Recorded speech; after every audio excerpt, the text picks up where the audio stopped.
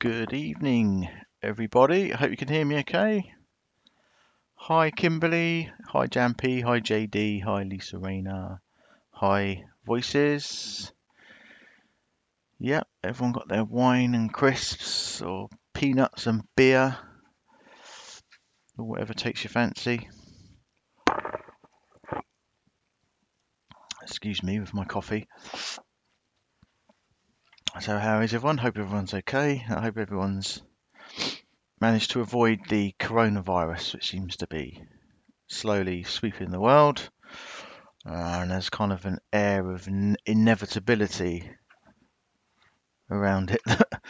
Chances are someone near to us is probably going to catch it. Um, a great emoji, Kimberly. I didn't know there was that one. Yeah, I mean it's not going to be laughed about, is it? It's very serious. Hi Stella Bella. Hi Jampy. Only 2 p.m. here, no wine yet. Uh, yeah, I mean it's apparently it's like a lower respiratory virus, isn't it? So it affects more your chest and your lungs. So obviously anybody elderly or with some kind of medical condition with the lungs or anything like that, obviously it's nothing to be laughed about. So Italy, of course, have gone into lockdown. Um, Boris Johnson finally seems to be taking it seriously over here. Um, Everyone keeps talking about their work shutting down, and that's kind of I can see that happening, to be perfectly honest, within the next couple of weeks.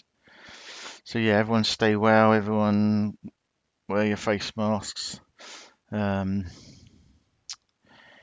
yeah, just well, I don't know if there's much you can do about it, to be honest. Just try and stay out of people's way.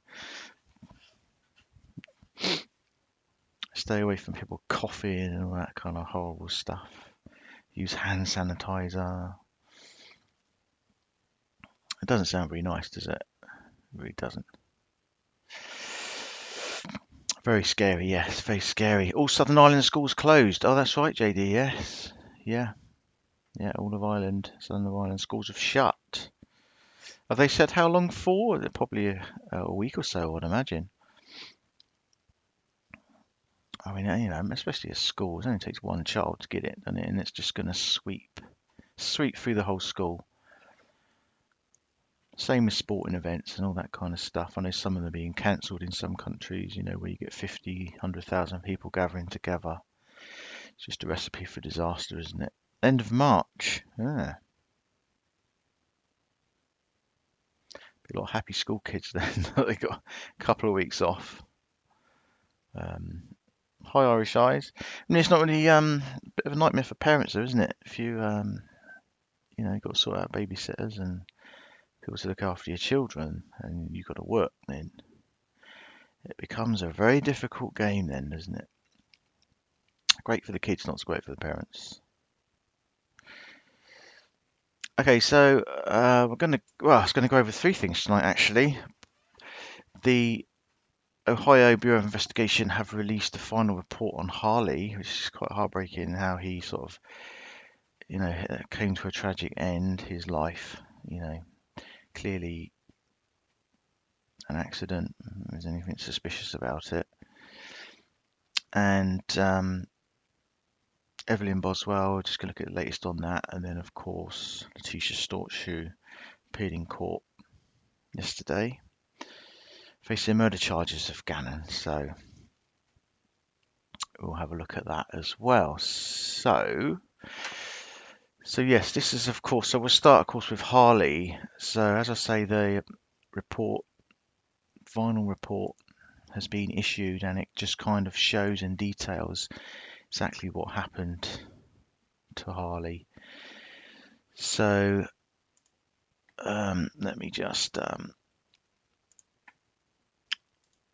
sort out what I need to sort out, because there are some pictures which I'm going to share with you.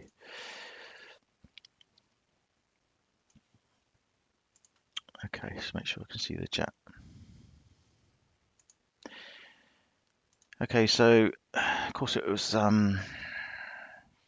Port Clinton, Ohio, wasn't it? 507 Fulton Street was the address. It was only a few hundred feet away from Harley's home, the house kind of opposite, which was a vacated house. Going back now, it's January the 13th that Harley was found.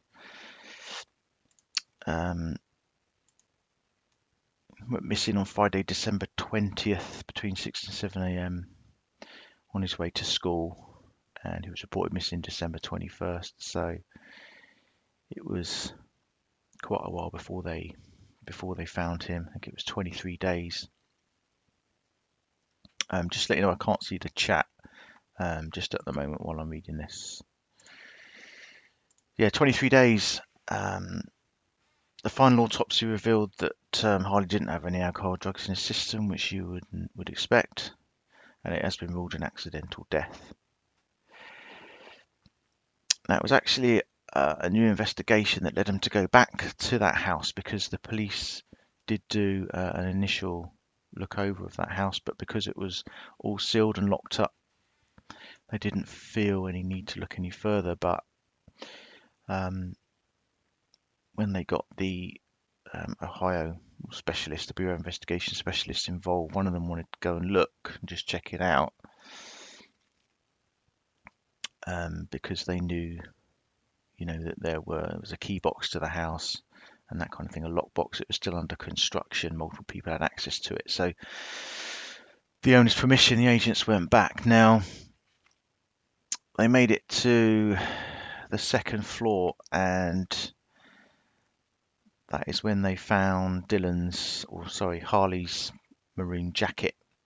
Now, the picture you see where it's on the door, that was actually put on the door by one of the officers, because I know that was on one of the photos that was shown, it hanging on the door. So they basically made it to the second floor of the home, and that they found his jacket. It was still zipped inside out on the floor. So as I say, this is the second floor. There was also a Cleveland Browns Baker Mayfield jersey and a red zip-up sweatshirt beneath it. Now, this is in the south wall of the bedroom. Now, they found it directly below a hole in the wall. So I'll just show you here. You can obviously see Harley's jacket. As I say, they found some other clothes here with some dust, kind of chimney dust and stuff like that. And these items were clearly below a hole in the wall. There was also a vent to that hole on the floor by the clothes. So what the investigators did, basically, I was about 2 foot away, they found that vent cover, which obviously matched that hole in the wall. So they put their hands in. I think they initially put a camera in to try and see inside of that flue into the chimney. They couldn't get any kind of clear images. So I think one of the officers felt inside, and that's when they located Harley's body.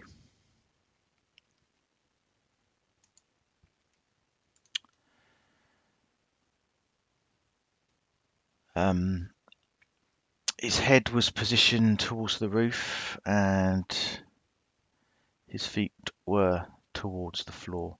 They had to go around to the other side of the wall, and they had to take out the drywall and everything to gain access to the chimney. Now, as you can see, the chimney was blocked between the first and second floor. So what they believe happened was Harley had either fallen or climbed down the chimney. He'd reached a certain point in the chimney. They believe it was near that flue, the hole in the wall.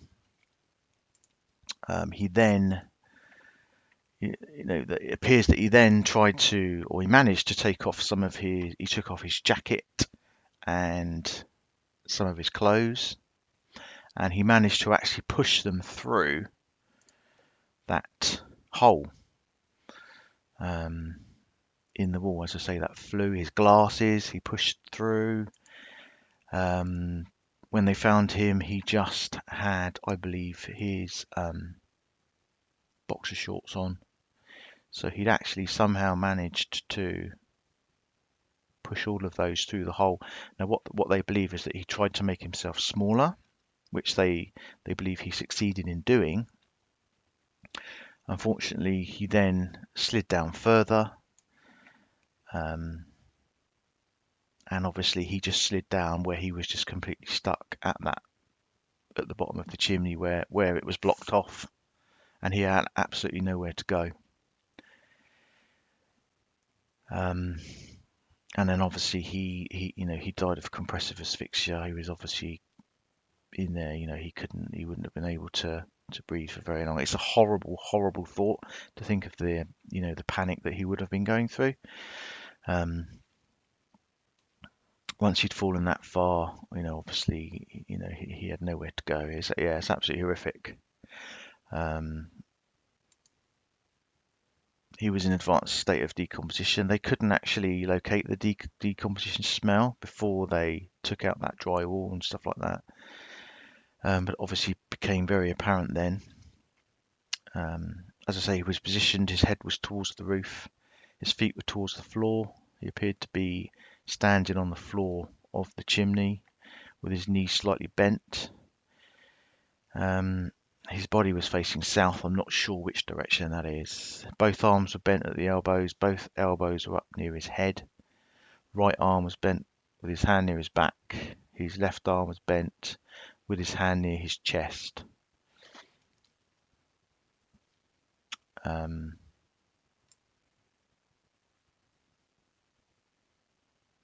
pair of dark-coloured sweatpants, slip-on shoes, a blue flashlight, one white sock and one black sock were located on the chimney's floor. So some of the items of clothing that he'd removed, he obviously wasn't able to push those through the hole.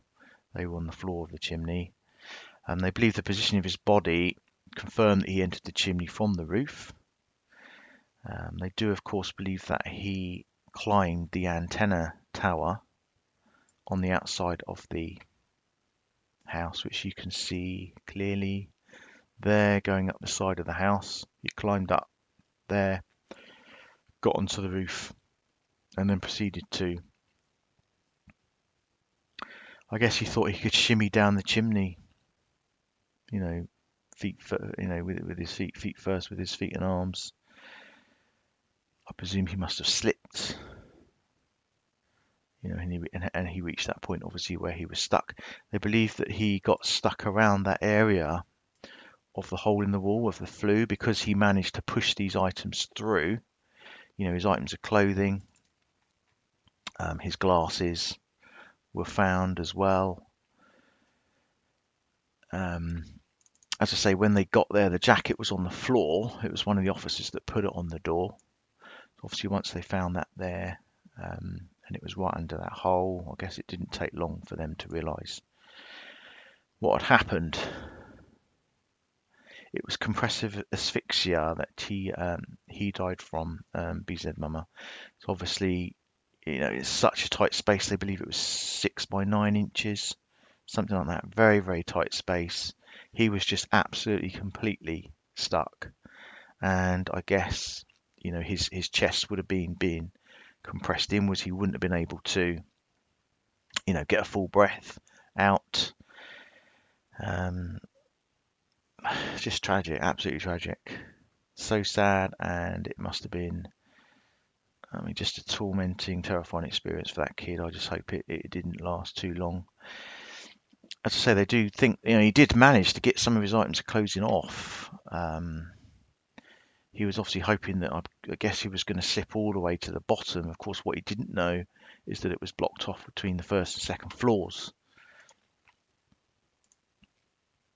And of course, once he reached that point, then he just had nowhere to go.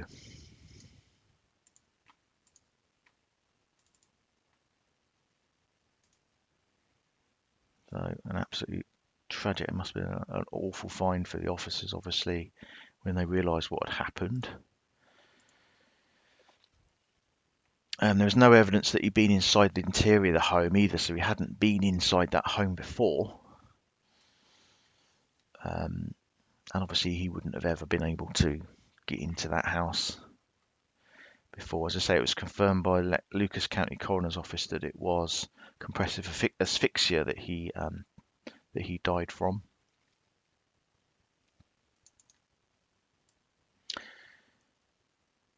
So just a tragic accident, I guess you call, isn't it?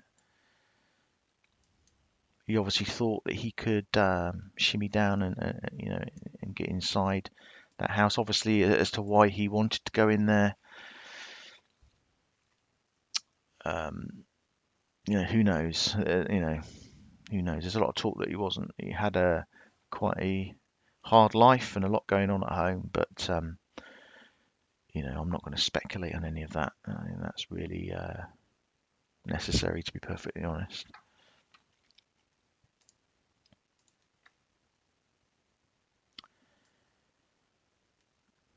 So yeah, it's just something that no one would have ever thought of when he was missing. Certainly something that I never thought of. I've seen now a few cases, sort of looking back, that there have been children or people that have died, have suffocated in chimneys. It just shows you the dangers of it, doesn't it?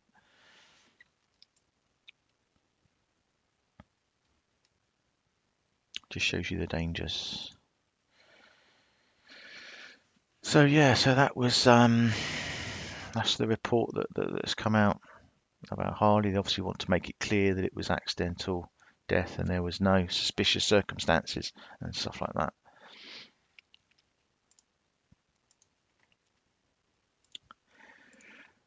Okay, so we're going to move on to Evelyn Boswell. Let me just grab my notes 1 second.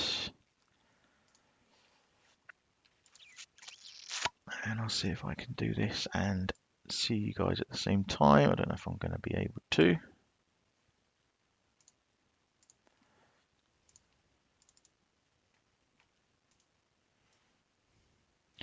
Okay, so dear little Evelyn Boswell, 15-month-old.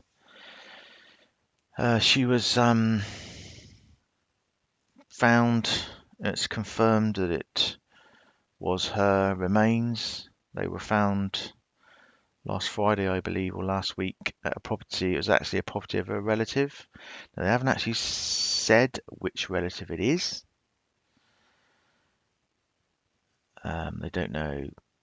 I don't know how the remains got there or anything like that. It was just, I just know that she was found. Her remains were found last Friday at a property on Muddy Creek Road in Blounteville, Tennessee, which is the mother's hometown. Oh, it was the grandfather's compound, was it? Yeah, I did hear that. I just didn't want to say for sure. I wasn't 100%. I hadn't seen him missing, or seen her missing for quite a while. Is that right? That's what I believe. I'm not sure, Beezer Mum, where they found her remains. I'm not exactly sure. Apparently there were clothes, diapers and toys sort of with her that belonged to her. She was found in the clothes, the pink tracksuit that she was reported missing in. Now, of course, this is a very infuriating story because the mother, Megan, is 18-year-old Megan, is in. Now, she's obviously in custody for allegedly lying to investigators. She's made up a whole load of different stories as to what's happened or what happened. So she's been arrested. I know the grandmother and her boyfriend were arrested on something else. I think it was theft of a vehicle. But it's just absolutely infuriating. What has happened to this, sweet little baby? Somebody's got to know, right? It's just shocking. You got the mother who just doesn't seem to to care in prison. I don't know. Justice has got to be served for this little baby. It's just absolutely disgusting that a little child of 15 months has been allowed to die. It's just absolutely infuriating. I mean, the mother was said to be distraught when she was told, but you know, the interviews that I've seen of her, she didn't seem that, you know, that concerned. She didn't even seem to take it that seriously. So as I say, Evelyn hadn't been seen since mid-December. She wasn't reported missing till February 18th, 2 whole months later. It was the grandfather, I believe, that, you know, suddenly said, hang on, you know, none of the family have seen this little child, you know, what's going on? So what the hell's happened in that 2 months? I have absolutely no idea. So the Tennessee Bureau of Investigation put out an Amber Alert the next day. So the mother was obviously upset, apparently, when she was told a few days ago that the police have found her daughter's remains. The judge has actually sealed the autopsy report. They haven't specified when or how Evelyn died. They have performed the autopsy. It was done at William L. Jenkins Forensic Centre in Johnson City.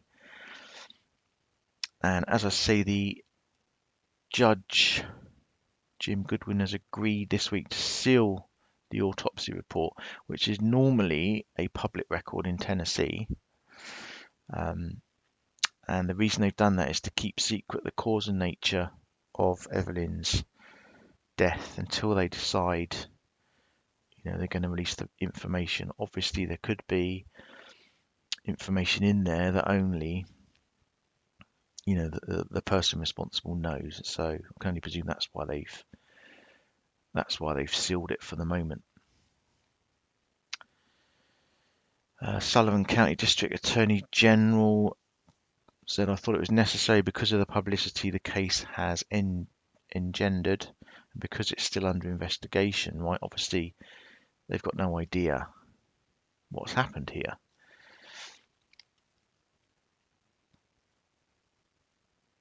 But Sullivan County Sheriff is saying certain and swift justice will be administered to anybody involved in Waverly Evelyn's death. Let's hope so too, right? I think this is just absolutely disgusting that a child of this age, this has happened to her. It really infuriates me, and obviously it's just such a tragedy. I can't even get my head around it. Now the mother Megan did appear in court in Bristol, Tennessee last Monday, and her bond has been increased from $25,000 to $150,000. The Tennessee Bureau of Investigation have testified that the mother Megan has made inculpatory statements during interviews with investigators since her daughter went missing. Now, these are basically described legally as implying or placing guilt. So they obviously believe that the mother is clearly lying, or she certainly knows more than what she's letting on. Now, currently out of jail with ankle monitors on are Evelyn's grandmother, Angela, 42, and her boyfriend, William McLeod, who are a pair of suspicious-looking characters if ever I've seen them. They were arrested in North Carolina 2 days after the Amber Alert was put out. They were accused of fleeing the state in a stolen car shortly after Evelyn was reported missing. Now, they were both arrested on a charge of theft of property, over $2,500 in connection to the stolen car, which was a 2007 BMW. That car was going to be sold to the Boswell family, according to an arrest affidavit, but no agreement was reached and no money was exchanged. They were then extradited to Tennessee, where they each made bond. So I can only presume that they will be being questioned further. The mother is saying that the grandmother came and took Evelyn, and she intimidated and threatened the mother. So God knows where this story is going. I'm not sure when the mother's next due in court, but let's just hope and pray that she starts talking, right? Because obviously somebody knows something, okay? A little 18-month-old girl doesn't just lay there and die for no reason, right? I mean, it's just atrocious. And I know that the law enforcement are incredibly frustrated, especially with the mother who's had about 9 or 10 different stories to this story. So yeah, that's all we really know, or all I know on that at the moment. If I hear anything further, I will let you know. But obviously the tragic news, as I reported before on the channel, was that Evelyn's remains have been found. So it's just another tragic event, isn't it? Which is what we seem to be having at the moment. All these missing children and none of them turn up found alive. This is actually the house where Evelyn was found. As I say, it was sometime last week, I believe. I'm not exactly sure where in the house she was found, but she was found in the clothes that she was reported missing in, and she was found with toys and stuff and clothes with her. So it's just an absolute mystery, isn't it? Does the grandmother know something? Does the boyfriend know something? Why has the mother made up so many different stories? Another story that she said, actually, I think it was an initial story, was that the baby was with the father, but the father turned out to be on military duty away in Louisiana. So, big lie straight at the beginning. It's not a great start, is it? Not when your little daughter's missing. I just don't understand why somebody would lie like that unless they've got something to hide, unless they've done something wrong. As I say in her interviews, she doesn't come across as genuine to me. She doesn't look concerned. Obviously, you've got a criminal grandmother and a dodgy-looking boyfriend. Christ knows what's happened to that baby girl. I really don't know.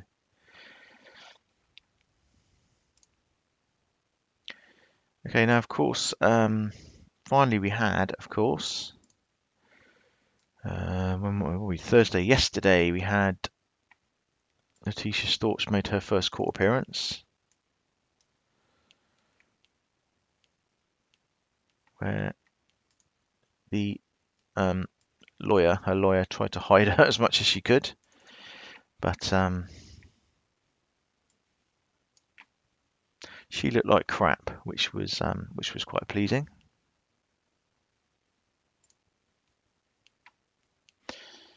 Let me just bring up some notes on that.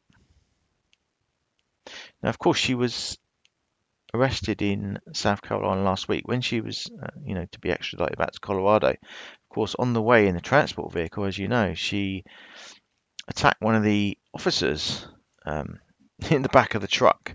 So I think that goes a long way to telling you what type of character that woman is.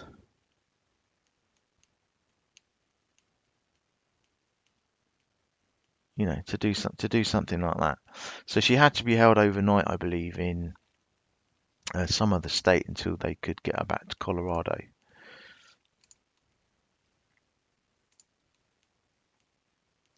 So she had a hearing yesterday. It was in El Paso County Court. It's the first time she's been in public courtroom. She was formally charged with first-degree murder, child abuse resulting in death, tampering with a deceased body, and tampering with evidence. And of course, they've gone for the first-degree murder charge. Now, I presume we've got the court footage is on the channel if you haven't seen it. Landon and Al were there in the front row. Obviously, if looks could kill, Letecia would be a dead woman. I mean, that must be so emotionally challenging, right, to be able to sit there and have to look at the person that has very most likely killed your child. Right, can't even comprehend how much that would take to hold back from, letting your emotions out. That must be unbelievable. There were a lot of other supporters behind them, family members, obviously. Now, Letecia was brought in wearing a lime green jumpsuit.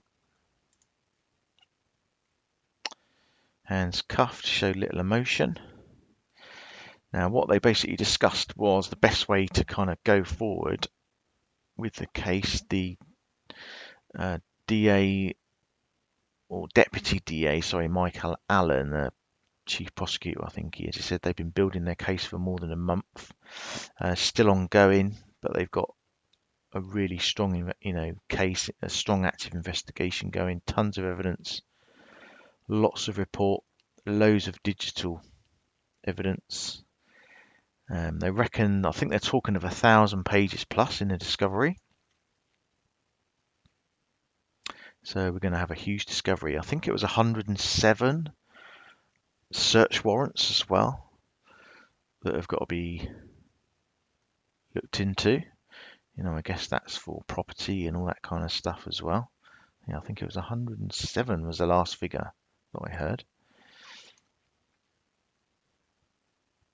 And prosecution are ready to obviously, move forward. They're not thinking of a plea deal. They're thinking trial. Letecia's attorneys requested arrest warrants, search warrants and affidavits from the prosecution. And they also requested a review hearing in 21 to 30 days. The attorneys for Letecia said that it's unlikely we will receive any discovery in the case until 21 days from now at least. As a result, we're not in a position where we can set the case for a preliminary hearing. And the judge ordered the prosecution to deliver the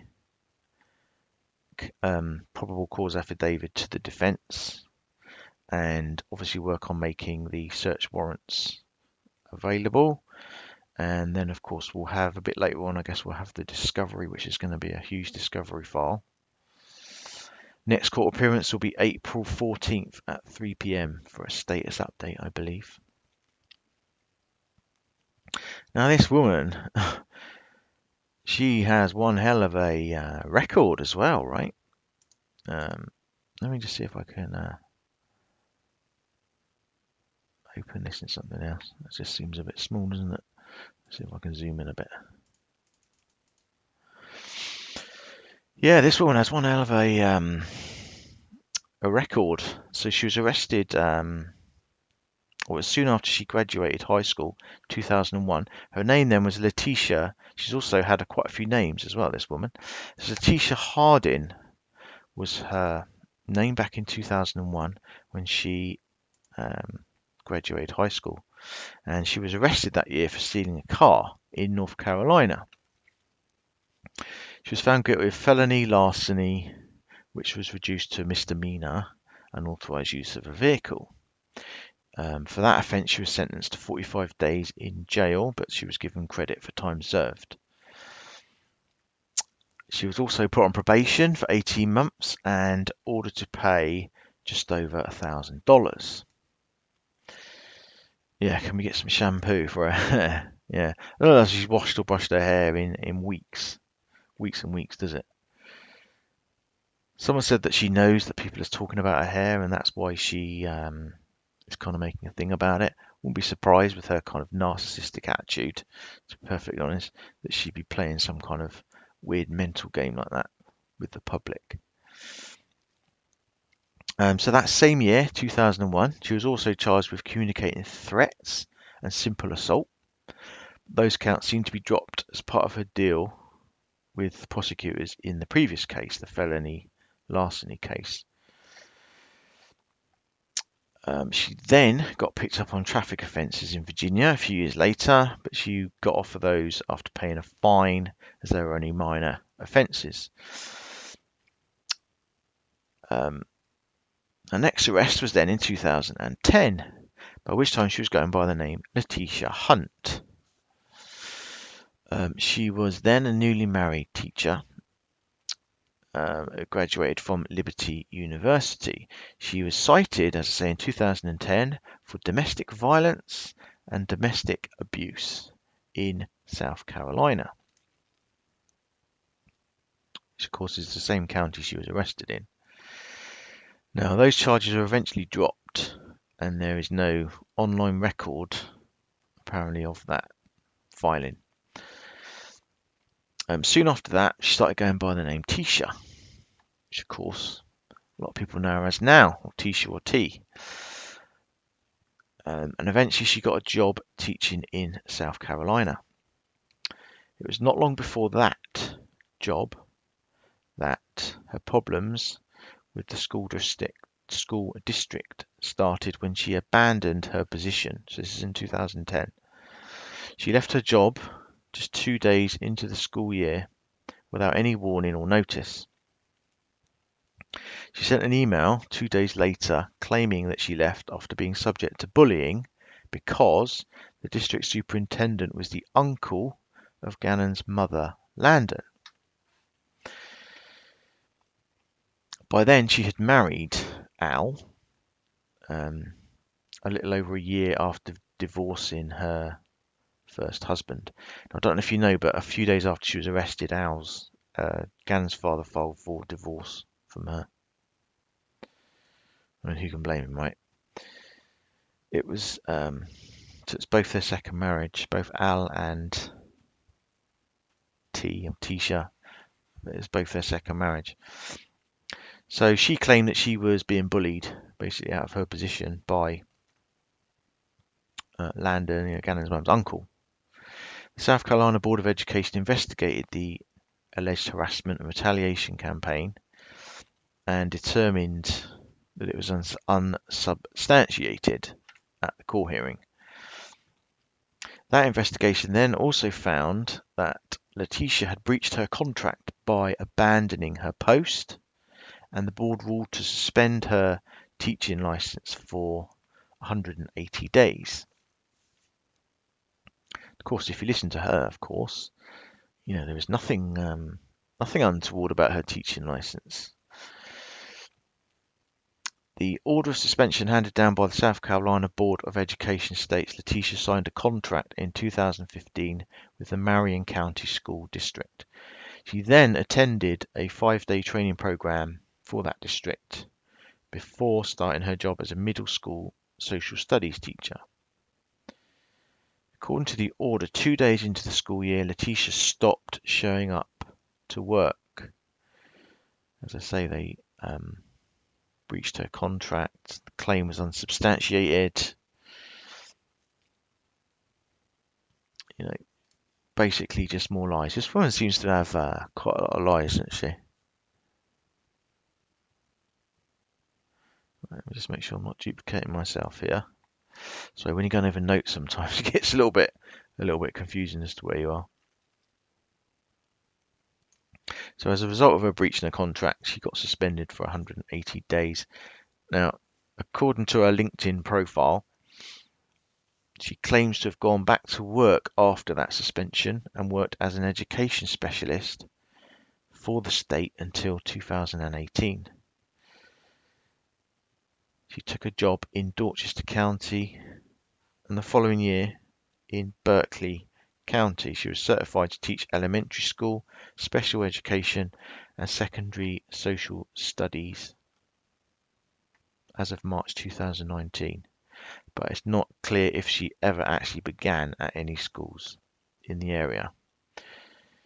She claimed on her LinkedIn profile that she was working as a curriculum developer in Peyton, Peyton, but there was no record of her ever having been employed by that county. So who knows, right? She's This woman's got a bit of a history, hasn't she? She's got a bit of a criminal history. She's got a bit of a dodgy teaching history. And now it's no surprise that she's up for murdering her stepson. So as I say, it's going to be next month. What was it? It was April 14th. April 14th is going to be her next court appearance. I think they're just going to do like a status update.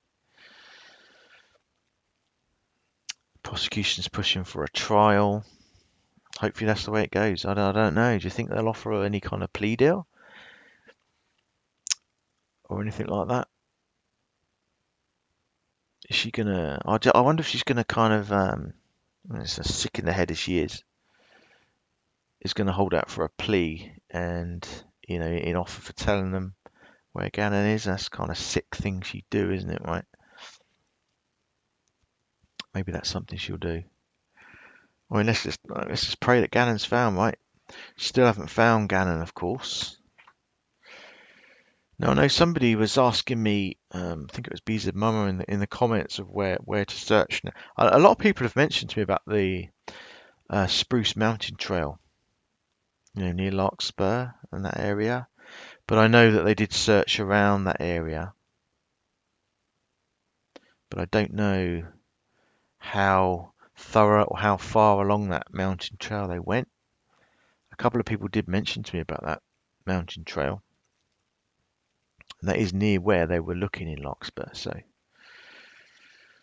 I don't know, maybe that's so you're very close then, BZ Mummy. You must be quite close to that area, are you, in Colorado Springs? You can look there tomorrow. Well, good luck. Good luck. Yeah, I mean that's all the parents have got left now, isn't it? It's to find Gannon's body so they can have some proper closure. But that woman's just got an evil look about her, hasn't she? Right? She really has. I mean, she's got guilt absolutely written all over her face, and she knows exactly where Gannon is. I have absolutely no doubt about that. How can she not know? She knows exactly where he is. She knows exactly what's happened to him. In my opinion, I strongly believe that neighbour's footage, Roderick Drayton, which he's confirmed, by the way, he has confirmed that he had his dates right. Believe it or not, Roderick had his date right because she tried to claim that he had the wrong day. The footage where she was seen coming home without Gannon. She was seen leaving with Gannon and returning without Gannon. She then tried saying that footage was the wrong day, that Roderick, the neighbour, had got the wrong day because everyone else is stupid, right? But Roderick's confirmed, it's all time and date stamped anyway. Anyway, that sort of footage, of course, you normally have date and time stamped. He's not going to be that stupid, is he? So, but I believe he was either ill or injured when he got in that truck. I'm absolutely 100% certain. Because he struggled to get in the truck, she had to reverse the truck up to the house, which straight away I thought was weird when Gannon got in. Why would she do that, There was footage before, or that we seen of her parked out on the road and Gannon getting out with his friend and stuff like that. So he was at that point, I'm 100% sure he was either injured, he was ill, or he was drugged, because she had to help him get into the back of that truck. We're talking about a young 11-year-old boy here. He's not going to have any problems, is he, getting in? Yeah, all drug jailing. Absolutely right. And I think she made up that doctor's story to cover that fact that he looked like that. All that kind of stomach thing. I don't know. She's saying about the bad stomach, and then she was talking about bath salts. Did she give him? I don't know. Did she give him bath salts? Then again, is a child going to drink bath salts? Probably not. Because there was talk that maybe she had poisoned him or maybe bathed him in it. I don't know. It's just weird that she talked about bath salts. It's weird that she put that out there with that video. Some people say that Gannon sounded hurt in that video. That he sounded. I mean, there was talk that he might have said "I'm bleeding" at the end. I can't say 100% whether that's right. You can kind of hear it, but just really odd, really odd. But definitely that child at that point. I mean, what day was that? That was when was the truck video? I can't remember the date. But on that day, there was definitely something seriously wrong with him. Now, it wasn't until the next day, was it, that she got the hire car? So I don't know. There's a lot of gaps to fill in. There's a lot of gaps to fill in. But it's going to be interesting to see what the prosecution come up with. I mean, they say they've got absolutely tons of evidence, digital evidence, video evidence. Are we going to see more of Roderick's footage? Yeah, Donna's saying she drugged him, that's why he couldn't walk properly. I wouldn't be surprised. I wouldn't put anything past that woman. I really wouldn't. 'Cause that's what the neighbour Drayton said. He thought he looked drugged. He thought he looked drugged, which is quite possible, isn't it? But yeah, prosecution said they got loads of digital evidence, so we may well see more of Roderick's footage because obviously that was just a little part of it, all right? There would have been the day before, possibly the day after. Um, what she was doing, what vehicle she had, that kind of stuff.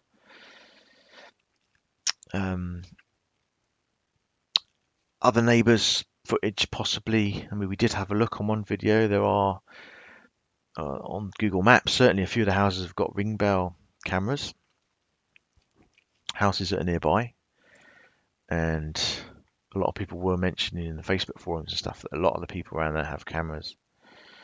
So it's great in one side because this woman's absolutely screwed. I mean, there's absolutely no chance she's gonna get away with this. I mean, it sounds like they've got an absolute massive evidence against this woman. How they're going to try and defend her, I have no idea. Are they gonna come up with some plea? Is it going to go to trial? I don't know. What do you think? Do you think it's going to go to trial? Would you like it to go to trial? And I can't really see what kind of plea that she would make, other than saying, "Look, I know where Gannon is. I'll tell you if if you give me a reduced sentence or something like that." But that's a kind of sick plea, isn't it? That would be all in her favour. It suit her narcissistic nature. Is she banking on the fact that they have no body, that they're not going to be able to charge her with first degree? I know you don't always need a body. There's been cases before where people have been charged without a body, so maybe in her sick mind, that's what she's hoping for, that they never find him, you know, so they can't pin it on me. Yeah. I mean, how she can sit there knowing that those parents are in absolute torment, that they don't know where their dead child's body is, and she can it's just unbelievable, isn't it? How sick is that? That she knows she's going down, she knows she's guilty. Only a sick, narcissistic people would hold back that kind of information that she knows to give those parents some peace, and she's not saying that's beyond sick. But then that became apparent, didn't it, through the whole kind of when he was missing and stuff, the way that she was talking, stuff that she was coming out with. It was all me, wasn't it? There was never any real concern for Gannon at all. Yeah, evil cow. I mean, people talk about hating NK and stuff like that. This is a woman you want to be. This is a woman you want to hate. You know, a woman that's clearly brought the death of a child. You know.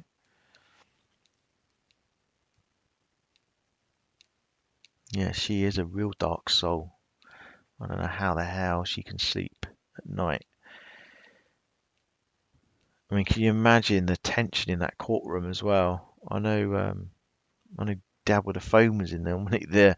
The creator, he's kind of right there. He lives in that area, so he actually managed to get a seat in the courtroom. But can you imagine the tension between? I mean, the parents having to look over and just look at that woman.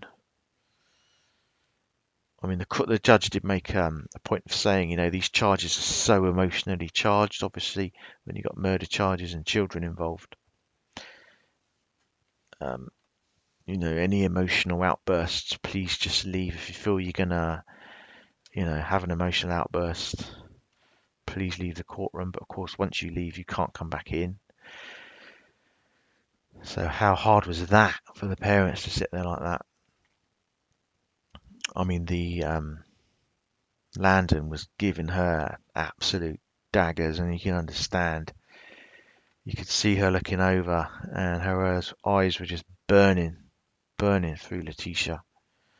I've got a picture somewhere. Let me find it.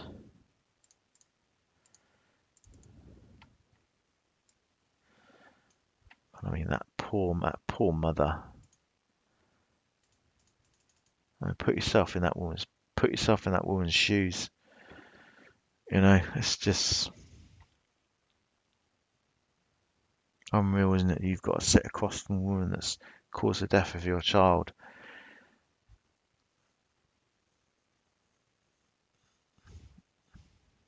I mean, that's where you don't realise how difficult that must be, sat there in a courtroom like that.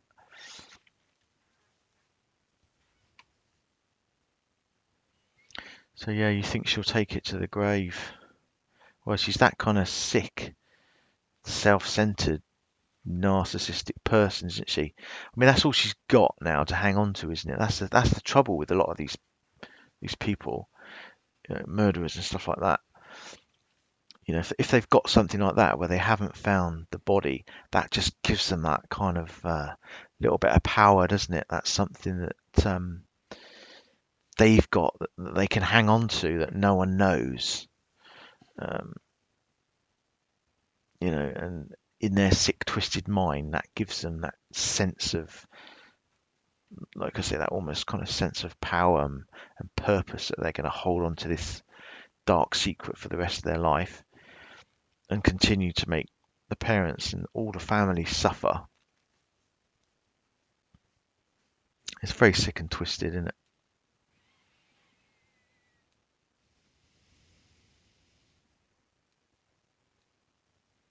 Yeah, she was hiding behind the attorney.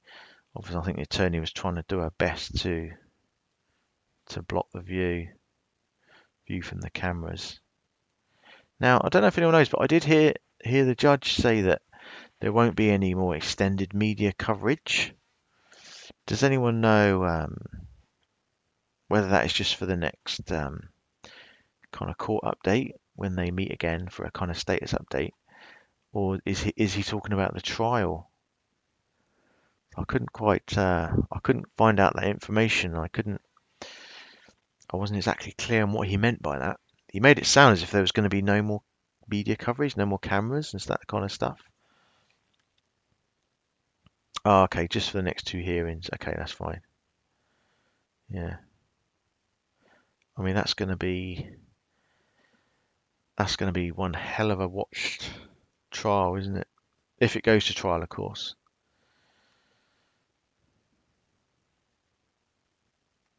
Next two appearances. Yeah. Yeah, I'll just have to double check on that. It's going to be a trial that everyone wants to see. Oh, right, okay, Jalen, have to apply each time. Yeah, there's so many. That's the other thing people don't realise. There's so many formalities, aren't there, and technicalities involved. You know, in a case, in a trial, Everything has got to be done absolutely by the book, just to ensure that nothing gets, there's no technicalities or anything stupid like that. And it can be a very long, drawn-out process. Everybody, of course, wants instant justice, and unfortunately, it's not quite the way it works. It's going to take a little bit of time, but I'm sure they'll get there. Now, I have just got a video of the Deputy DA, the prosecution. He's just talking outside the courtroom afterwards. Yeah, it could well take a year before it would go to trial. They do, don't they? Sometimes they do. It does take like a year, up to a year before you get to a trial. It takes a long time. Can take a long, long time. Yeah, let me play you this. This is, as I say, this is the Deputy DA outside. Afterwards, just talking about the court hearing, basically. Now, for some reason, these Facebook videos sometimes they only come out of one channel, the left channel. So if you've got your only got your right earpiece in, if you're on headphones, you're not going to hear it. You need to put your left earphone in. I don't know why they do this. It's just some videos. There tend to be ones from Facebook. I don't know why it does it. Very frustrating, but it's only if you're on earphones and you've only got your right one in, you'll have a problem. But yes, this is Deputy DA Allen. Here, Deputy District Attorney. Just kind of fill us in on what happened compared to what we talked about. So today we filed formal charges against Letecia Stauch in the Gannon Stauch case. Count 1 is murder in the first degree, child under 12, position of trust. That count carries a potential life in prison without parole sentence. Count 2 is child abuse resulting in death. That is a Class 2 felony. The sentencing range on that is 16 years to 48 years with 5 years of parole. The 2 other charges remaining are tampering with a deceased human body, which is a Class 3 felony, and then tampering with physical evidence, which is a Class 6 felony. Can you talk about some of the big points in there today? Obviously, the probable cause was a big discussion getting that.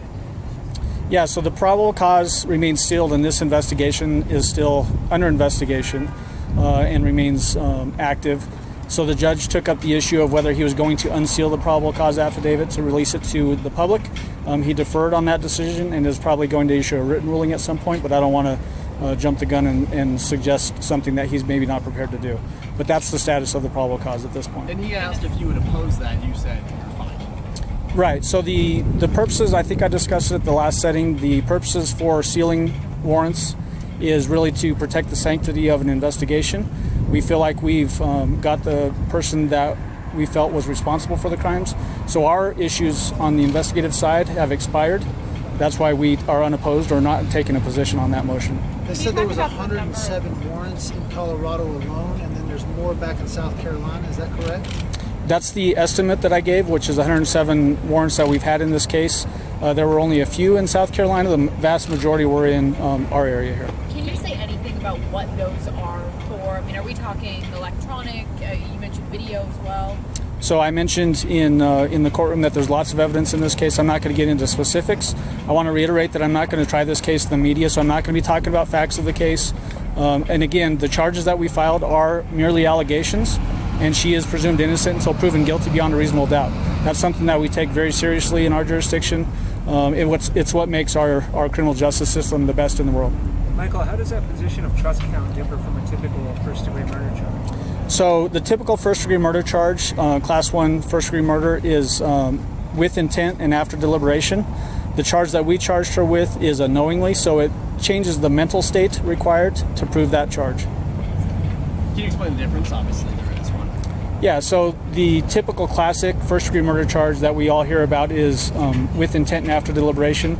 That typically means that somebody was thinking about committing murder and then went forward and did deliberate steps to commit the murder. In this case, it's a knowingly, so just that somebody knew what they were doing.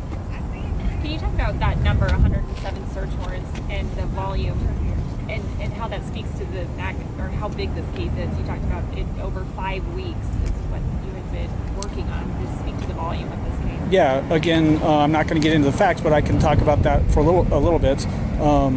This case did extend for a long period of time during the investigative phase, and as I said earlier, it's still ongoing. But with 5 weeks of really strong active investigation, it's generated a lot of evidence. Lots of reports, lots of digital evidence, that sort of thing. And I said that same sort of stuff in the courtroom. What's the next step? So the next step is a status hearing. That's on that next court date, and I'm forgetting what that date is right now off the top of my head. Yeah. And so basically that is just to give a status to the court where we are with discovery obligations. We have 21 days from today to get discovery out to defense, at least the vast majority of what we can get to them. So that's where we are now. We're trying to compile all that information and get it out to defense. Why didn't the arrest affidavit get to the defense sooner? Because it was under seal. So that seal order prevents me from giving it to anybody.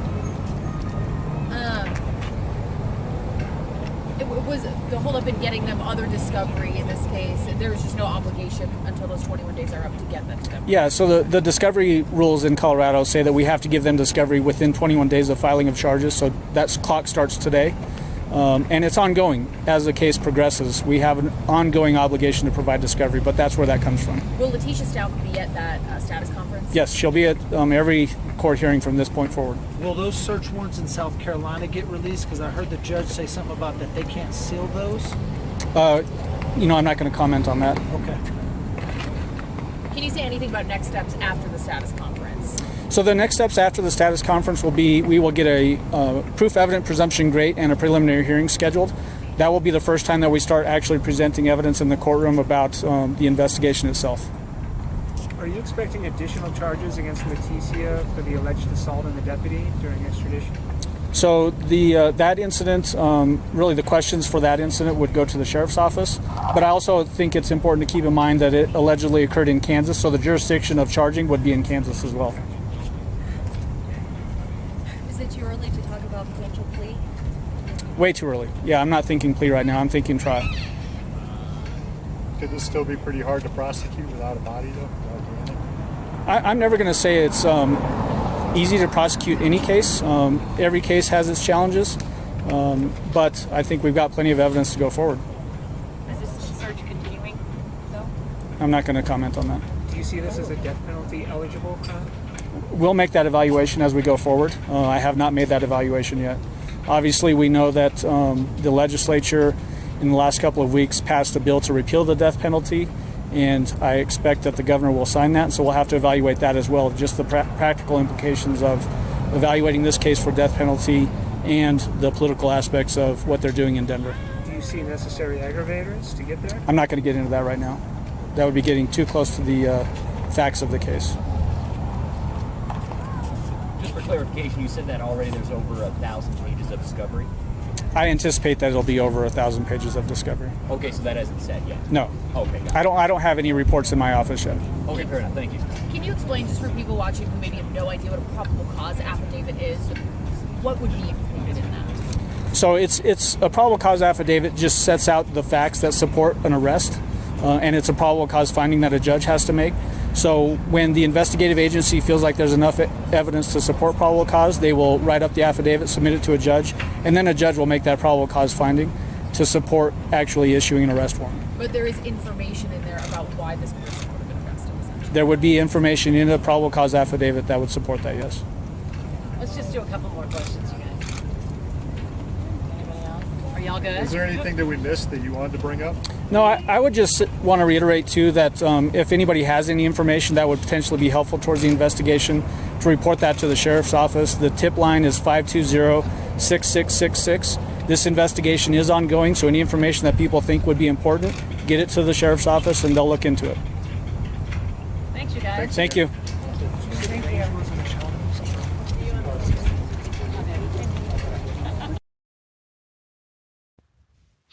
Okay, so yeah, some interesting points there. So how frustrating is that? She is definitely holding out, right, for the fact that they're not going to find Gannon. Someone was saying there, without a body, how probable is it that you can bring these charges against her? And he couldn't save for sure. I mean, he sounded confident. But yeah, it must be.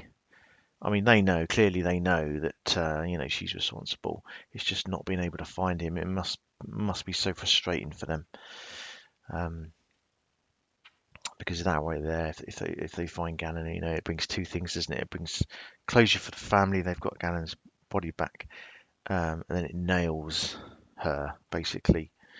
But without that, there's always that little seed of doubt, isn't there? That full justice is not going to be served against her. But he did say about the probable cause affidavit. Basically, it's sealed at the moment. Defence have asked for it, but the judge has got to basically unseal it. No one can see it. They've got to have enough substantial evidence and information in there to sort of bring about the charges against her. I think they did say in the hearing that they were going to release that to the defence. And he said that from today they have 21 days to release the discovery. So that starts from today, so 3 weeks. They got 3 weeks to put together the discovery and obviously release that to the defence. So I presume that goes public at that point as well. Does anyone know that for sure? Once the discovery is released, or does that just go to the defence?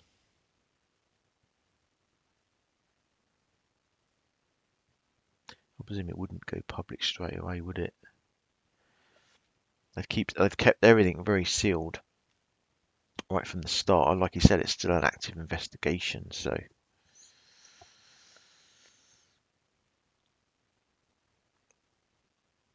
yeah, that rental car. That's been brought up a lot, hasn't it? The mileage. Now I've heard two arguments on this, and I can kind of see both.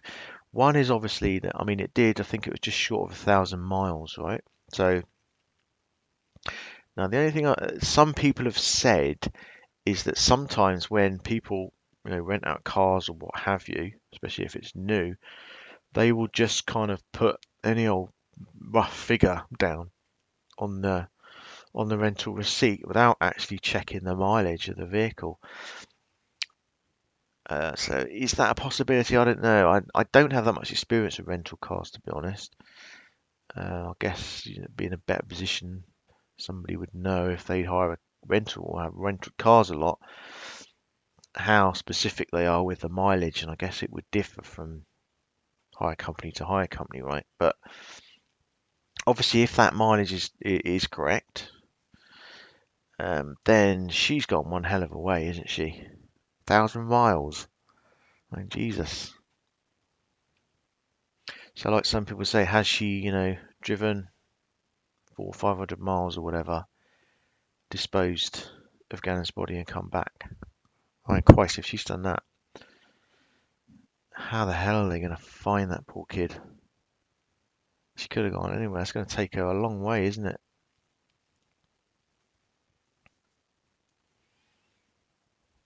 Oh, okay. She used a whole tank of gas. Oh, okay. I didn't know that. Yeah, well, yeah, whole tank of gas. It's got to be 500-600 miles, right? Most new vehicles these days can go quite a long way on one tank. I don't know whether you'd go as far as 1,000 miles, 900 miles, or 1,000 miles, but certainly go quite a long way. So yeah, if she did return the car empty, they do tend to give them full tanks, don't they? Right, when they rent them out, they fill them up before they rent them out. So yeah, there is quite a lot still to dig into, isn't there? I must admit, I've been busy. I haven't followed up on a lot of all of Letecia's lies, if you like. But I think I'll certainly do that. I need to just delve a little bit more into the hire car. I don't know if Roderick's under a gagging order or something. I don't. He's not. He probably knows a lot more as well, but he's not. He's not saying, is he? Obviously, because it's still an active investigation, everything's being kept very hush hush, which is understandable, I suppose. I mean, they've got to this position, haven't they, by keeping it all under wraps. I mean, and look at the mania on social media as well. Without a lot of the evidence that they've got, people have obviously had to speculate. But people want justice, right? I mean, 11-year-old boy, and he's disappeared. I mean, and 99% sure that he's dead now. In the stepmother's care, and then it turns out that she lied and lied and lied and lied, and has a huge criminal history. People want justice. It really does my head in. These children that either get murdered or they disappear. It's just sickening. It sickens me. A few times over the past few days, I'm sort of been putting things together and stuff for their lives, and it's really struggle sometimes. It really does affect you sometimes when you sort of, most of the time I'm able to kind of switch off and just look at the facts, but sometimes when you sort of start thinking about the actual what's happened, and if you put yourself in the family's positions, and it's just heartbreaking. It's absolutely heartbreaking. But I always try to keep emotion out of it, because obviously you have to, right, if you're looking for truth and justice. Same as in a courtroom. As much as you want to go over there and punch her lights out and probably strangle her, you can't, right? And truth and justice you'll find truth and justice just through going through the facts and through going through the evidence, and not being emotionally biased or opinionated. That's the way to truth and justice, right? So that's the way that I try and approach it as much as I can now. So yeah, someone's saying about the Laurie Daybell. To be honest, I haven't had a chance to look into that much. That's one hell of a complicated case, right? Oh my God. And again, you've still got you've got two missing children, and then you've just got this whole trail of dead people, cult parents who again don't seem to really give a toss about what's going on. It's just a crazy world. It really is. Absolutely crazy world. And this year, the last few months, right, have just been unbelievable. It's almost like a pattern. It's almost like a pandemic of just heartless, evil, soulless monsters, basically.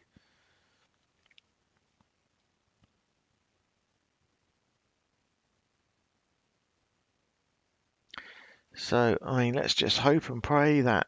I mean, how long has Gannon been missing now? It's got to be, what, month, 4 weeks? Someone thinks she took him deep into woods. I wouldn't be surprised. And there was that whole weird story, wasn't there, about there was a 2x4 found, right? And one of his socks in a wooded area, I believe, in Douglas County. She said, it flew off the back of the truck. I mean, come on. And that started making me think whether she smacked him on with his 2x4, has hit him too hard.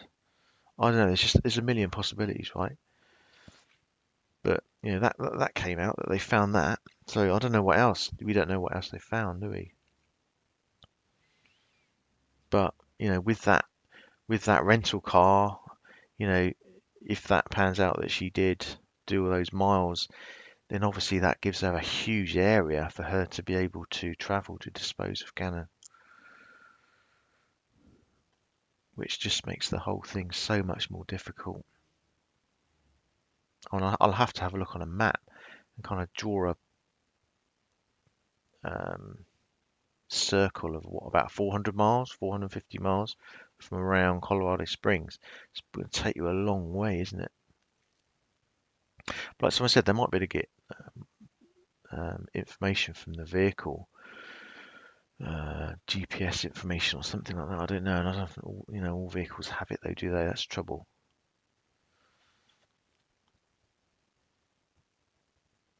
Yeah, sock would probably indicate his shoes were off. So I mean, you've got to think. So it was the day before, or the day that he went. The day of the truck video. Obviously, it was the following day, wasn't it, that she got the lease car? Is that right? So has she taken him somewhere, like a sort of intermediary place, if you like, where she wanted to put him? And has she then gone back the next day and took him way, way further? Yeah, next day, yeah. As she took him, as she then leased the car, gone picked him up from wherever she put him. I mean, presumably at this point, he's probably going to be deceased. I don't know. Has she then taken him in the hire vehicle a lot further away, and obviously then come back, and now she's just like zipped up her mouth, and is just hoping that he's not going to be found, and that's going to, amazingly, she's going to somehow get off if they don't find Gannon's body. So it ain't quite work like that.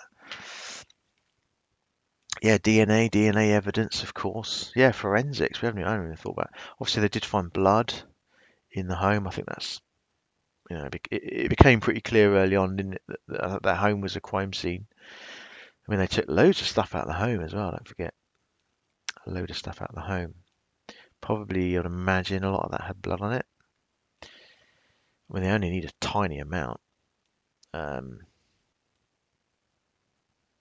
know they can do adhesive pickups, can't they? I think they use that special tape, like adhesive tape. They can pick up, or they put down. And that can pick up skin, DNA, hairs. It's amazing what they can do forensic wise. But yeah, if that mileage is true, 900 and something in one day, then that's a real headache, because obviously the radius then, search radius, is huge. Absolutely huge. So she said, I believe,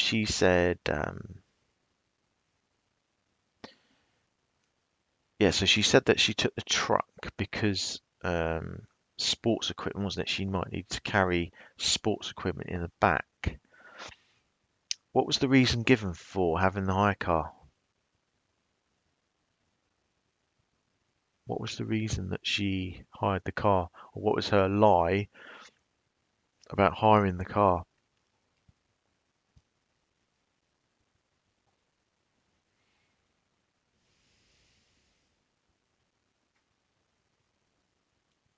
Obviously, she's made up some reason, right? I mean, she's got her own car. She's got her own car. Obviously, they've got her daughter's. Her daughter's got a car. That's another thing someone was saying in chat. Where was her daughter? What does she know? She must know a lot, right? Her daughter's got a car. She's got a black vehicle, I believe, which was in next to the truck in the driveway footage. So why is she hiring a car? I mean, seriously, why would she need to hire a vehicle? She didn't want to run too much mileage up on her own car. Was that what she's saying? That's a lot of bull, isn't it? What a lot of bull. Why would you have a car if you're not going to run up mileage on it? Completely, that's a lie. That's just another. She's not even very good at lying, is she? She's really not. Her lies are so bad. But yeah, her older daughter, who I believe was living there, she must know something. Maybe she talked. Maybe she's talked. Maybe she's given them something. Ah, yeah, that's right. Sorry, Brandy Brown. Yeah, you just reminded me. I remember she said that I think she's come up with so many lies, it's hard to remember them all. But she said, I believe that she said when they wanted to go looking for Gannon, they wanted to be in a vehicle that he wouldn't recognise. So obviously he wouldn't run away, thinking he was in trouble. Apparently, yeah, that's one of the reasons that she came up with that. I don't believe that. I don't believe any of that. Yeah, it's absurd. It is absurd. Everything she says is absurd, right? So yeah, that hire vehicle is going to have a lot of clues, isn't it? Like someone said, they probably got a lot of forensic evidence from that hire car. Well, the prosecutor, the deputy DA there, he said they got heaps and heaps of evidence. So I'm sure it's all going to come out, but it's going to be a waiting game, isn't it? Like all these things, they take so long. They take so long. You want that instant justice, but it doesn't quite work out that way. Sometimes you just think family justice, right? Put in a room with Landon and let her have her justice. Unfortunately, it can't work like that. Yeah, absurd lies like someone else that we know. So yeah, oh, by the way, so if you haven't seen, on Monday, I'm going to be speaking with Tanya Hagen, or interviewing Tanya Hagen. She's a lovely lady. I've been speaking with her, and she's written a book, No Inclination, which it's a crime fiction, but it's heavily based on the Christopher Watts story. All the names have been changed and that kind of stuff. It's been written very respectfully, a lot of thought for everyone involved, the victims involved. Names have all been changed, and she's written it also. A lot of it's from a victim's perspective as well. I'm working my way through it at the moment. What I've read so far has been excellent, and she is very sensible in her thinking of what happened. She does not believe that there were any red cars or ponytails or flying aliens or DA corruption, police corruption, anything else that you can think of to either implicate MK or for NK to get off, basically. So yeah, it's nice to be able to talk to someone who's also studied the case very much and actually talks sense and realizes that, in all probability, Christopher Watts did it by himself, solely by himself, and because he wasn't very clever, he got caught, and he did it because he simply wasn't man enough to face up to his problems, and he wanted to start a new life with a Jezebel. So that'll be good. That'll be interesting. I think it's really important, and I feel strongly important that, because obviously we know this case is going to be talked about for a long time, right? Going months back, we never said, people say, oh, you said to people, stop talking about the case, don't talk about it anymore. We never said that. All we ever said was for people just to stick to the facts, right? Okay. The families involved, they know they can't stop people talking about it, right? That's just it's not going to happen, is it? It's not. It's just not going to happen. People are going to talk about it for years and years to come. So and it's so important that people get the facts of the case and what actually happened. And there's been so much confusion and misinformation that's been created, particularly on YouTube, surrounding this case. That there's so many people out there that don't actually know what really happened. I think it's so disrespectful when people, try and implicate somebody else or say that there's been an injustice, because when you're doing that, you're basically, putting in the family's head, particularly Shanann's family, you're putting that little seed of doubt in their mind that, oh, maybe there was somebody else involved, and unless you're 1,000,000% sure, don't do that. Don't do that. It's disrespectful, and it's not kind to the families involved and to the victims. Because, like I say, you're putting that seed of doubt in their mind that there may have been an injustice. If you've got evidence that implicates somebody else, go to the police with it. Don't keep making YouTube videos about it. Take it to law enforcement and show them, and they'll deal with it. It's not a game. It's not. This is real life. This is people's real lives. And there's an absolute tragedy that happened. It's bad enough as it is, without doing all this crap. I think people are starting to come around to the fact and the realization of what actually happened. As much as people hate NK, which I can understand, it's a moral issue. It's not a criminal issue. They're two different things. Yes, she shouldn't have got involved. She, because of her, Chris did what he did, of course. But if it wasn't her, it probably would have been somebody else. Chris did it alone. And I think people are coming around to that realization. And the fact that she's a Jezebel, the fact that she got involved herself with a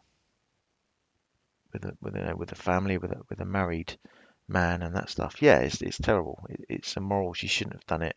He shouldn't have done it either. He's married. He made vows. But it doesn't make her a murderer. There's a huge jump from that to being implicated in the murder. And all you're doing by trying to implicate her is you're just creating a load of confusion, and a load of hurt for, most importantly, the families that are involved, particularly Shanann's family, of course. And it's just irresponsible, it's unnecessary, and it's disrespectful, in my opinion, anyway. So that's why I think it's really important that we keep pushing out the actual facts of the case. Don't continually try and look for something that implicates NK. That's all these creators do. They're just continually looking for something that they can implicate her. They just cannot accept that she wasn't there. So we're going to be talking to Tanya on Monday. If you haven't seen the book, go and have a look. It's on Amazon. Say it's called No Inclination. And I've been told it's a very, very, very good book. What I've read has been excellent so far. It's obviously extremely upsetting. It's it's because of the nature of the book. Obviously, it's not going to be for everybody. I understand that, but it's excellently written, and she's a very lovely lady. She's very level-headed, very sincere, very very kind. So I think you'll enjoy listening to her on Monday, and we can help to reaffirm the actual happenings and facts of the case without any kind of conjecture and all that kind of stuff. So it's called No Inclination, Jaylin. I believe if you go to Amazon, hang on, let me have a quick look.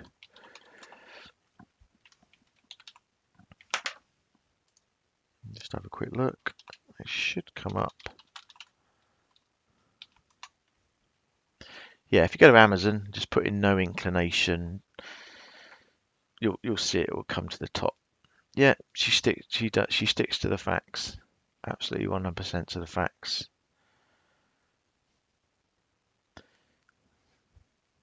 So we'll go over that, and it should be interesting. I know she's done a lot of research. She said it was absolutely emotionally draining and exhausting writing the book, which of course we can all understand. But she did write it as a non-fiction. Sorry, as a talking about, yeah. Oh, hang on, I'm getting confused. Fiction. It's a crime novel based off of the Christopher Watts case. So it's not specifically the Christopher Watts case, if you know what I mean. I always get confused between fiction and fiction is not real, right? Yeah. So it's a non-fiction crime based novel.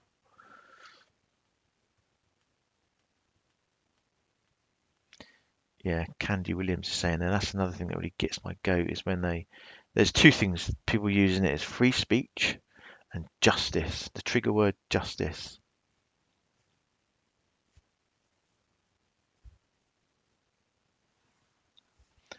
There's no justice in trying to implicate somebody who's not involved, is there? The only justice to be served is when these absurd nutters just shut up and move on to something else and stop talking crap. Honestly, it blows my mind the stuff that people believe, and I seriously believe that these people actually believe what they're saying now. They're that obsessed with it. They go over it that much that they actually believe what they're saying. They actually believe that that is NK walking out the house. Common sense and logic goes out the window. The fact that you've had to zoom in 200 times to a blurry image, and then you've got this massive bleed effect from the garage light, this massive halo effect coming off of the garage light, which creates this kind of illusion of a ponytail. It just blows my mind. I mean, to believe that that's her, you've got to believe that she. Okay, so they've sat and said, right, you've got to NK, right, you've got to look just like me. Okay, so you've got to wear a black jumper and baggy jeans. Okay, so they've done that. And then at that point, she's thought, right, okay, I'm gonna keep my handbag over my shoulder, and I'm gonna leave my ponytail hanging down. I'm not worried about that bit, but they'll still think it's Chris. I mean, it's just ridiculous, isn't it? It's just absolutely absurd.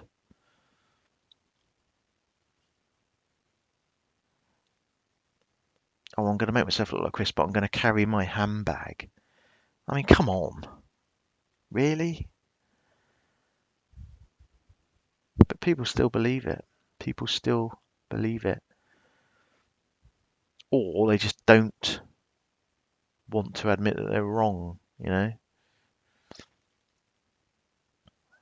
the red car, I mean, what I see, this, this is Betty turning left.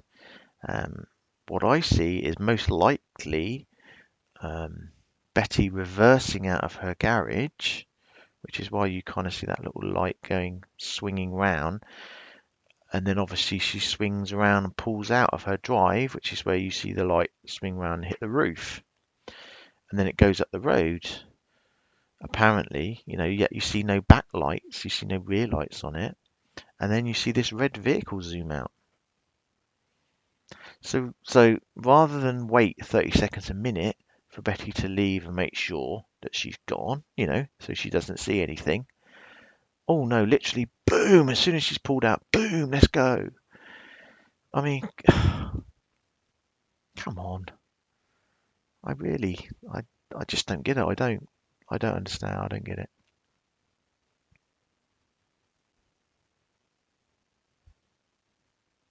Yeah, Tanya was very honest, which was great. I thought she was absolutely great. She stuck to her guns. She didn't fall for any of that BS. And that's great. And it's someone who's actually, someone sensible. I mean, Sherilyn Cadle, oh my God. I mean, I mean, well, we all know what happened, but after that, she started talking about, oh, do you know there's a red car and all of the, devil worshipping cult stuff of NK. She bought into the whole conspiracy stuff. She just, plus the fact that she plagiarized someone else's work, unreal.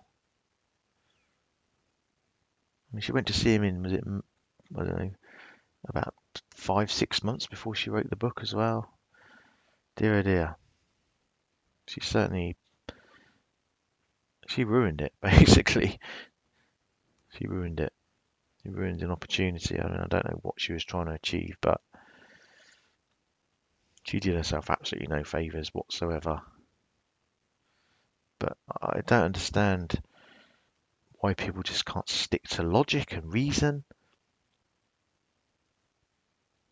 But like somebody said who wrote the article actually, Drew, he's on the channel now.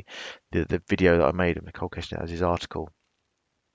Like he said, that's the only thing really that keeps them being able to talk about that case, isn't it? To make it interesting for them is to have an accomplice to chase, to try and implicate. Because once the line's drawn under that, there's nothing else really, is there, for people to get in a frenzy about, is there? Because then they've just got to talk about the facts of the case, and what happened, and Chris and why he did it, and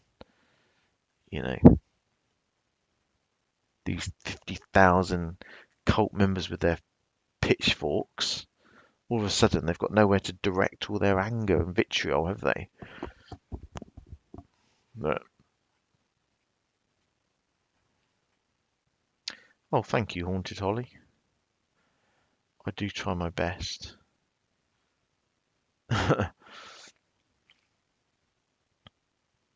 Someone said I got a good voice for audio books, actually. But there you go. Good. These are maybe good for one thing, eh? Maybe. Yeah, I enjoyed making that video. It was good. It was an excellent article. So I mean, that's what made it good. Really, it's when you're able to write so well like that, and put a point across so intelligently and articulately. That's what makes the difference. No, Cadle never did come out and apologise. She didn't know. No, I don't think she's apologised to anyone. She just disappeared, I think. She just disappeared. Disappeared into hiding. I think she said she wanted to write some more crime novels, though, didn't she? She wanted to go and see Scott Peterson, and I don't know. She does need to come out and apologise. Really, I think. You can't. I mean, if you're going to be a writer, you can't plagiarise other people's work, for Christ's sake. However small the amount, it's no good coming out with excuses after. Shouldn't happen. Should never ever happen. So yes, she does need to come out and apologise, and maybe people will start listening to her then. But yeah, and I just didn't like the fact that afterwards she bought into all that NK stuff and all of the accomplice theory and all of that. I couldn't take her seriously after that, I'm afraid.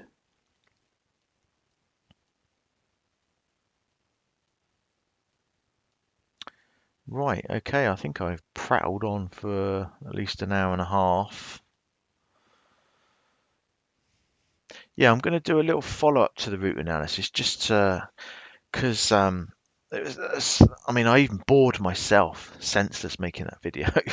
I knew it was going to be boring, but IT is pretty boring, let's face it.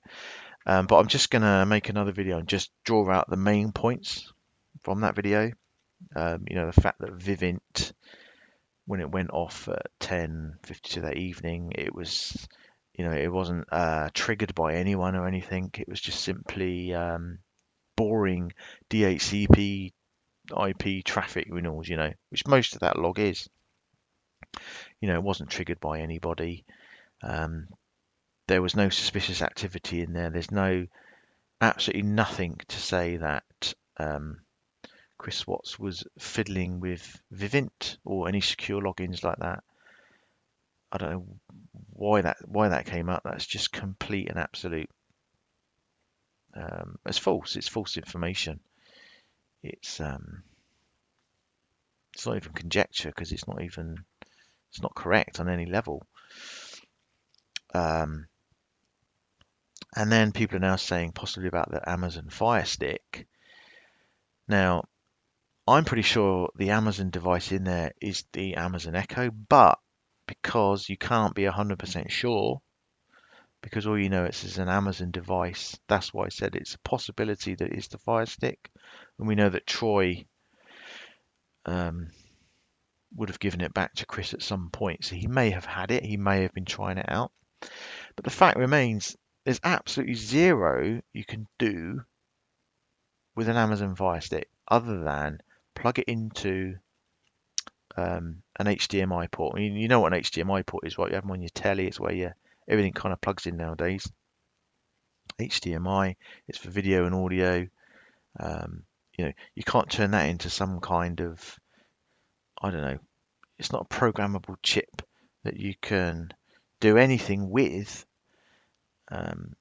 You'd have to be some kind of expert in electronic engineering, computer science, computer programming to even think of trying to do anything with an Amazon Fire Stick. It's just absurd to think that you could do anything with that other than what it's designed for.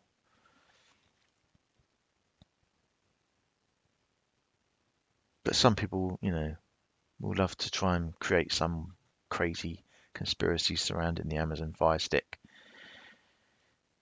He even talks about in Discovery that they were trying to save money on cable, and that's why they were talking of getting that's why they were looking into an Amazon Fire Stick. A lot of people have them now, right? They have Roku sticks, and they had Apple TV as well, didn't they? And Direct TV, so they were clearly looking for cheaper TV streaming services. So it's actually no surprise that he would have had an Amazon Fire Stick. But anyway, so yeah, I'm just going to make a recap video for that. So just to put out the main points on that, just to balance out the argument, right? That there is this crazy conspiracy going on. Because I think it's important. I think there's so many people have been confused. A few people have said to me the other channels and stuff caused so much confusion to them about the case because they believed a lot of it, and when it's debunked or they find it doesn't make sense, then they're even more confused. And they say, "Oh, we're taking it from the Discovery," but what they'll do is they'll take a certain part of it and they'll intentionally leave out a couple of other bits or slightly edit a bit to make it look like someone else. And it's like, well, you can't do that, If there's 3 parts of something, you can't take 1 and 3 and miss 2 out. You've got to use everything. And that's clearly what people do. They really suit their kind of narrative. And that it's an agenda, isn't it? It's basically an agenda. It's an agenda to implicate someone by any means possible. And that's end of story, and that's what it is. Right, okay, I am gonna jump off. What are we now? 10:34. So try and stay away from this horrible virus. I don't think it's going to be long before people's works start closing. And we will have to go into isolation. I know some people are doing it. I know Ireland schools have closed. I know some businesses and stuff in the UK are closing up. Or if you've got a big business, right, one person gets it, it's probably gonna, and they come into work, it's gonna wipe out the whole building, isn't it? So yeah, I can see a lot of countries, it's gonna probably start locking down even more and more. But yeah, stay virus free, stay away from it.